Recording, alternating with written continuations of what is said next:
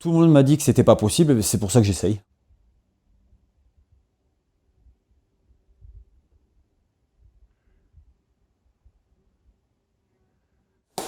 On a vu qui était Rémi, où il est. Alors, t'es où?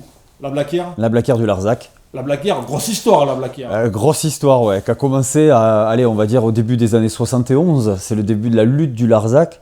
Et c'est vrai on est dans un village, la brasserie est installée dans un village emblématique de la lutte du Larzac.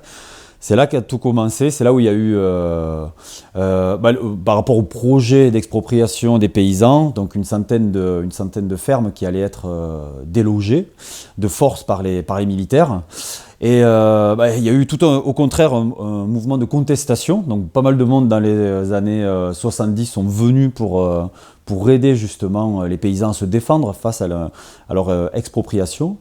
Et donc l'armée, au lieu de faire partir les gens, au contraire a généré un mouvement citoyen super, non violent. Oui, en plus positif, la fameuse bergerie qui a été construite Voilà. par les brouches, je crois qu'on les appelait, enfin les C'est ouais. gens extérieurs. C'est etc. illégal mais légitime, comme ils disent. Voilà, Illégal et légitime. c'est ça. Et si on n'est pas, si on manie pas ces deux concepts, Ouais. alors on se rappelle du 14 juillet, hein, c'est ce que Ouais. dit toujours Léon Maillet, hein, c'était Ouais. pas légal de prendre la Bastille, mais c'était peut-être légitime, on en a fait une fête nationale. Exactement. Ouais. Et ça, c'est un sacré symbole. Il y a beaucoup de monde qui vient encore.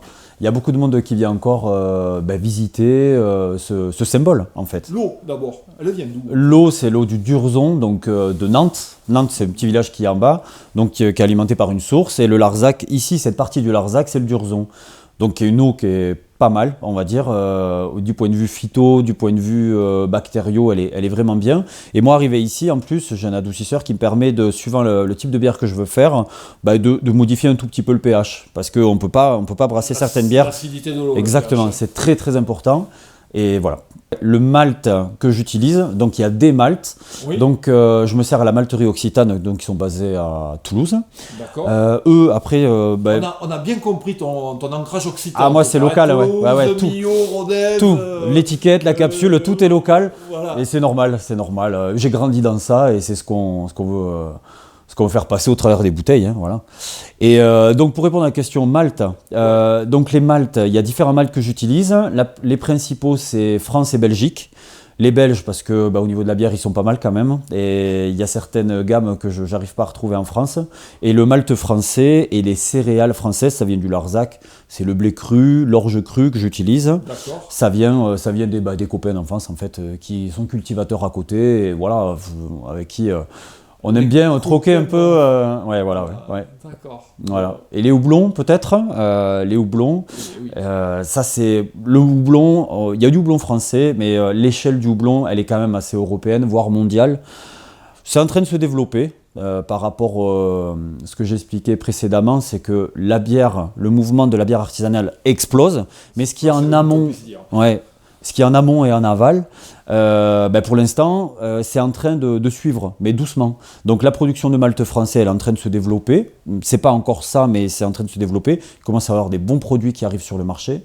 Le houblon français, il y en a aussi. Mais nous, on est en bio, donc il faut le temps que les gens déjà aient du houblon, qui passe en plus en bio. En conversion, ouais, c'est ça, 3 à 4 ans. C'est long, c'est très long. Donc c'est en train de se mettre en place, tout ça, petit à petit. Pour l'instant, je me sers, moi la plupart des houblons que j'utilise c'est français, allemand et Angleterre. Et à l'échelle du houblon, c'est vraiment du local, on ne peut pas faire mieux. Et après, il y a quelques petites pépites. Bon, on va chercher un peu plus loin, quoi. Voilà. D'accord. Et on se fournit à Montpellier, voilà, chez Rolling Beer à Montpellier la plupart du temps. Qu'est-ce qu'il faudrait pour faire pousser du houblon sur le Larzac? Est-ce que c'est possible d'abord? Parce que le climat du houblon, c'est quoi? Le climat du houblon, normalement, c'est le climat alsacien. Donc de l'humidité. L'ensoleillement, il faut toujours du soleil. Et un sol qui est énormément drainé, en fait. Voilà, ça c'est la base du houblon. Après, moi je suis pas houblonnier. Normalement, c'est un métier quand même. J'en ai mis chez moi pour voir. J'en ai eu cette année. J'ai eu du nuggets, j'ai eu différentes variétés qui donnent assez facilement, voilà, du cascade aussi. Et j'ai envie de voir si ça résiste à l'hiver du Larzac. Et vu qu'on va vers un réchauffement petit à petit quand même, on le sent petit à petit, peut-être que du houblon sur le Larzac c'est envisageable. Tout le monde m'a dit que c'était pas possible, et c'est pour ça que j'essaye. Voilà, ça c'est mon côté. Voilà. Donc j'en ai planté. Et là j'ai 10 pieds. On va voir si au printemps ils ressortent, parce que ça marche par rhizome. On taille court. Et au niveau du printemps, ça repart en fait. C'est des grandes lianes de 10 mètres à peu près. Si ça marche, ça va me motiver, je pense, pour utiliser l'eau que que je produis avec la brasserie, pour arroser mon houblon en fait. Un circuit court. Donc si ça marche, au printemps, fin de printemps, on pourra découvrir les lianes de houblon du Larzac. Exactement. Ouais, c'est ça. Et où? À la Blaquière. Là, dans la cour même, voilà.